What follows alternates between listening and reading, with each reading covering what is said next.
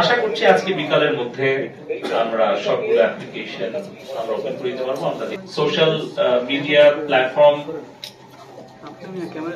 কিছুটা সময়ের জন্য আমরা আসলে সাময়িকভাবে আমরা তাদের কর্মকাণ্ড পরিচালনার ব্যাপারে কিছু বিধি নিষেধ আরোপ করেছিলাম বাংলাদেশ টেলিকম রেগুলেটরি কমিশনের পক্ষ থেকে।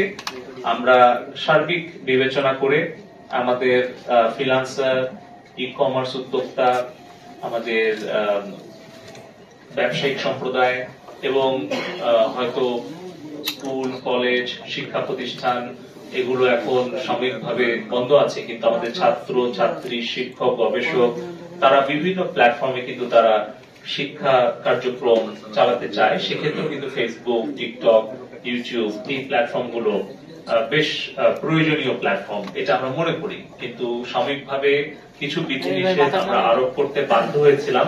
তবে আমি আনুষ্ঠানিকভাবে আজকে আপনাদেরকে জানাতে চাচ্ছি যে আজকে আমরা সেই বিধিনিষেধ আমরা প্রত্যাহার করে নিচ্ছি এবং বাংলাদেশে আমাদের সাইবার স্পেসে আমরা ফেসবুক, টিকটক এবং ইউটিউব এর কার্যক্রম পরিচালনা করতে আর কোনো আমরা বাধা রাখছি না। এটা সম্পূর্ণভাবে সবগুলো অ্যাপ্লিকেশন আমরা ওপেন করে দিচ্ছি। সবাইকে ধন্যবাদ।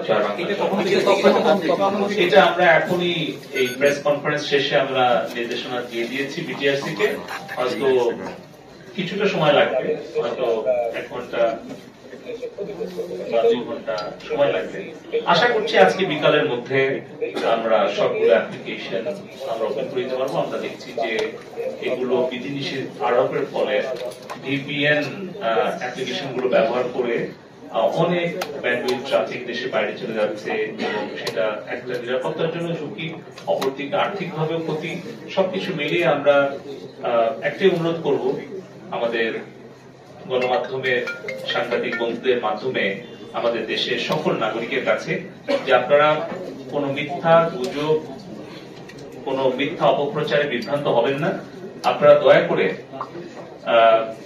আমাদের যদি কোনো কর্মকাণ্ডে আপনারা ক্ষুব্ধ হয়ে থাকেন, আমাদের কোনো আচরণে বা কথায় যদি আপনারা মনক্ষুণ্ণ হয়ে থাকেন, আপনারা আপনাদের মত প্রকাশ করবেন, সমালোচনা করবেন, সেই স্বাধীনতা আমাদের আছে বাংলাদেশে। কিন্তু কেউ আপনারা সহিংসতাকে উৎসাহ দিবেন না, কোন মিথ্যা অপপ্রচার গুজবকে যাচাই বাছাই না করে আপনারা উস্কানিতে আপনারা বিক্ষুব্ধ হবেন না বা কোন সহিংসতাকে প্রশ্রয় দিবেন না, উৎসাহ দিবেন না।